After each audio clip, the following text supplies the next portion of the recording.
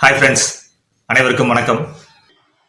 நான் export business in Tamil அப்படிங்கிற நேமில் எப்படி பாதுகாப்பாக ஏற்றுமதி தொழில் செய்கிறதுன்னு இந்த சேனலை ரன் பண்ணிட்டு இருக்கேன்னு உங்கள் எல்லாருக்கும் நல்லா தெரியும்.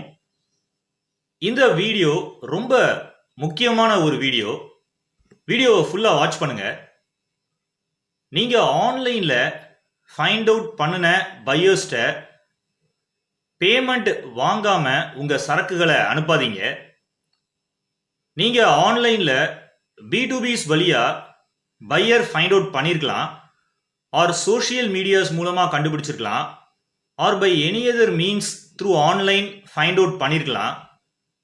இந்த மாதிரி ஜஸ்ட் ஆன்லைன் மூலமா ஃபைண்ட் அவுட் பண்ணின பையர்ஸ் கிட்ட பேமெண்ட் வாங்காம எக்ஸ்போர்ட் பண்ணாதீங்க.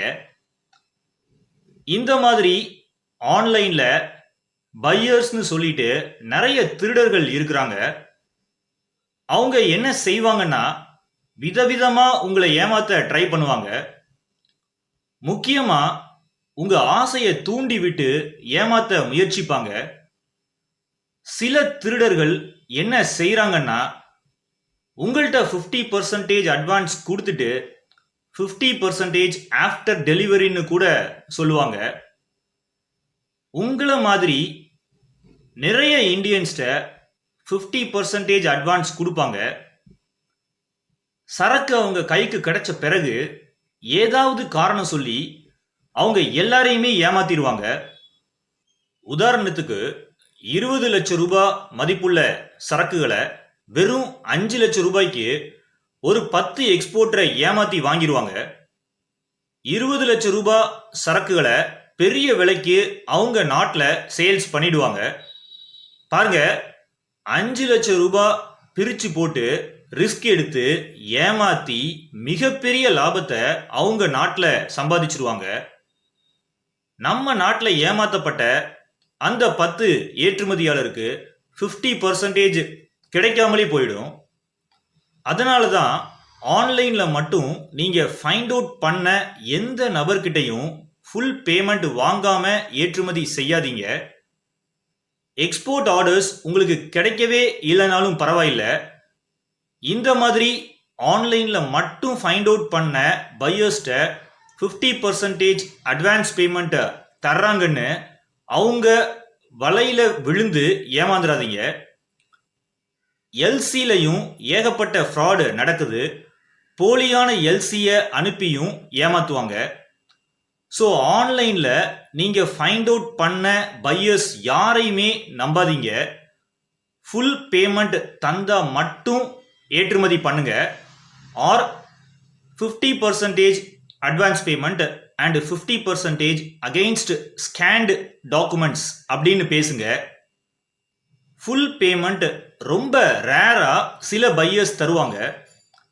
70% அட்வான்ஸ் பேமெண்ட் அண்ட் 30% பிஃபோர் டெலிவரின்னு பேசுங்க, or 50% advance payment and 50% against scanned export டாக்குமெண்ட்ஸ்னு அவங்கள்ட்ட பேசுங்க.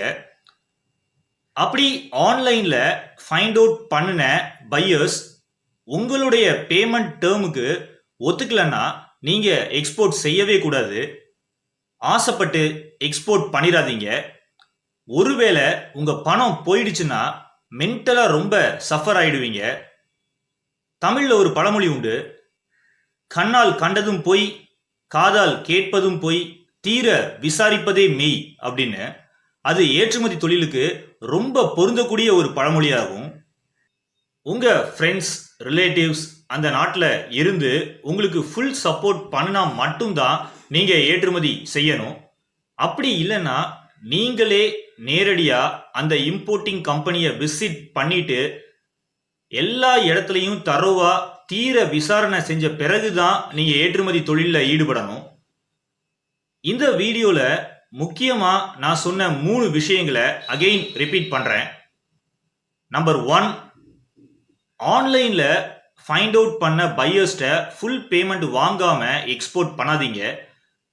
50% advance and 50% against goods delivery அப்படின்ற பேமெண்ட் டேர்ம்லையும் பண்ணாதீங்க. அதுலேயுமே ரிஸ்க் இருக்குது.